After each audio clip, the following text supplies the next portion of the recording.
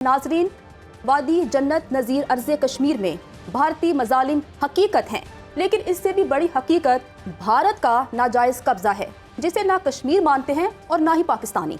चाहे 10 बार आर्टिकल 370 को मंसूख कर दें, हमें फ़र्क नहीं पड़ता, क्योंकि हम कश्मीर का मुनसिफाना हल अक़वाम मुत्तहिदा की करारदादों की रोशनी में चाहते हैं। बिल्कुल, और कश्मीर पाकिस्तान की शहरग है, और हिंदुस्तान वालों याद रखो, जो हमारी शहरग के करीब आएगा उसे छोड़ा नहीं जाएगा। हम 25 करोड़ आबादी का मुल्क हैं, और कश्मीर कॉज के लिए हम सबको 100 बार भी अपनी जानें कुर्बान करना पड़ी तो हम दरेग नहीं करेंगे। सुनो हिंदुस्तान वालों, हमने आज तक जितनी भी अस्करी तैयारी की, जितना भी रिवायती और गैर रिवायती असलहा तैयार किया, वो हमारी शहरत की हिफाजत के लिए किया है। हमें जरूरत पड़ी या हमें ललकारा गया तो हम अपनी ताकत का इस्तेमाल करने में बिल्कुल नहीं हिचकिचाएंगे। हम तादाद में आपसे कम हो सकते हैं, लेकिन हमारा जज्बा, हमारी सलाहियत आपसे कई गुना ज्यादा है। हमारे एटमी हथियार तादाद में आपके हथियारों के बराबर हैं, लेकिन मिसाइल टेक्नोलॉजी में हम आपसे बहुत बेहतर हैं। हमारे शाहीन और गौरी आपके अग्नि और पृथ्वी के बहुत जल्द ही दबोच लेंगे। सुनो हिंदुस्तान का चप्पा चप्पा हमारे मिसाइलों के निशाने पर है। जब तबाही आएगी तो पूरे हिंदुस्तान पर ही आएगी, और इसी से मुतल्लिक हम बात करेंगे। हमारे मेहमान हमें ज्वाइन कर चुके हैं, बाबर अमीन साहब। बाबर साहब, बहुत शुक्रिया आपके वक्त का। सर, पहलगाम सूरत हाल जिस तरह से डेवलप हो रही है आपके सामने है। इंडियन मीडिया या भारतीय हुकूमत को जब हम देखते हैं, वो तो कह लें कि जंगी जुनून में मुब्तला हैं, तो क्या आपको लगता है कि इतनी हिम्मत है उनमें, पाकिस्तान से जंग कर सकते हैं वो? बिस्मिल्लाहिर्रहमानिर्रहीम। सबसे पहले तो मैं आपका शुक्रिया अदा करूंगा मुझे प्रोग्राम में मदऊ करने के लिए। यकीनन आपने दुरुस्त फरमाया कि इस वक्त भारत एक जंगी जुनून में का शिकार हुआ है, और हर तरफ से गीदड़ बबकियां आ रही हैं, धमकियां आ रही हैं। तो लेकिन ये है कि वो कहते हैं कि जिसमें जितना जोर है उतना ही वो खामोश है। तो बेसिकली जो जितना ज्यादा शोर शराबा करता है, इसका मतलब है कि वो अपने डर और खौफ को छुपाने की कोशिश कर रहे हैं। तो भारत को इस तरह की एडवेंचरिज्म करने का 27 फरवरी 2019 में एक करारा जवाब मिला था। बिल्कुल। तो उसका सबक उनको अभी तक याद है, और वो जो है इस चीज को भूल नहीं सकते कि किस तरह उनके 2 त्यारे हमने गिरा दिए, उनका पायलट पकड़ा, और साथ में ही उन्होंने घबराहट में अपना ही हेलीकॉप्टर मार गिराया।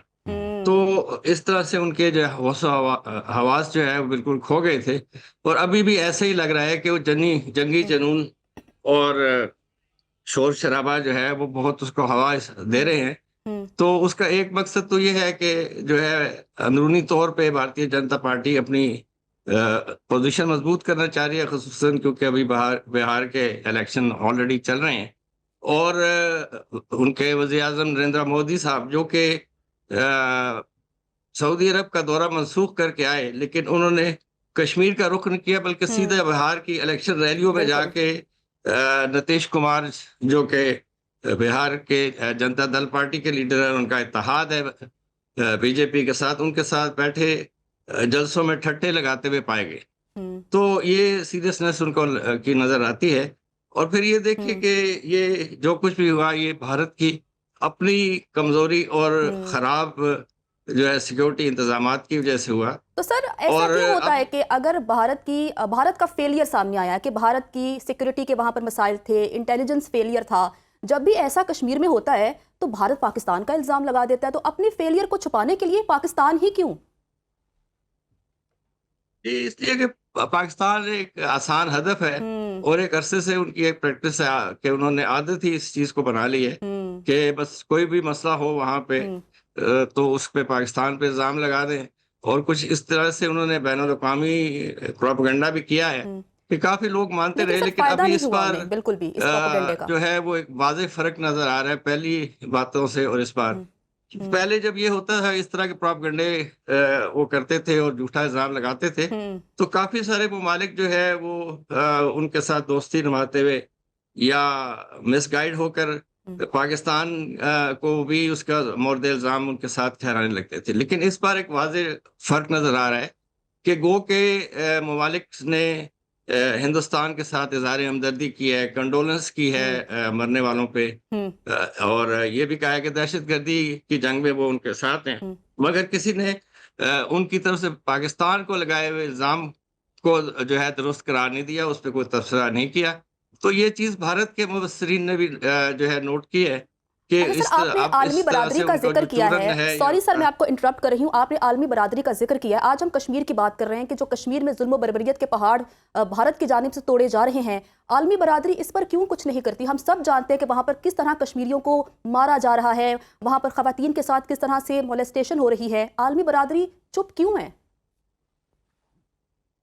دیکھیں، یہ کہنا بھی درست نہیں کہ بالکل خاموش ہیں، کیونکہ دیکھیں خاص طور پہ 5 اگست 2019 کے بعد ایک بڑا عالمی برادری نے بھرپور طریقے سے انسانی حقوق کے خلاف ورزیوں کے خلاف پہ آواز اٹھائی، اور اس میں جو ہے بین الاقوامی جو انسانی حقوق کی تنظیمیں ہیں، office of the high commissioner for human rights اس میں پیش تھے، اور اس کے علاوہ جو ایمنسٹی انٹرنیشنل ہے، ہیومن رائٹس واچ ہے، خود ہندوستان کی جو کچھ آزادانہ سوچ رکھنے والی جو انسانی حقوق کی تنظیمیں ہیں، انہوں نے باقاعدہ رپورٹیں اس پہ شائع کی کہ کس طریقے سے جو ہے وہ اس کو لاک ڈاؤن کو یوز کیا جا رہا ہے ہیومن رائٹس ابیوز کے لیے، اور کس طرح جو ہے وہ تقریباً 13,000 کے قریب نوجوانوں کو رات کے وقت حملے کر کے ان کے گھروں پہ اغوا کر لیا گیا، اور اس کو انفورس ڈس اپیرنسز کہا گیا.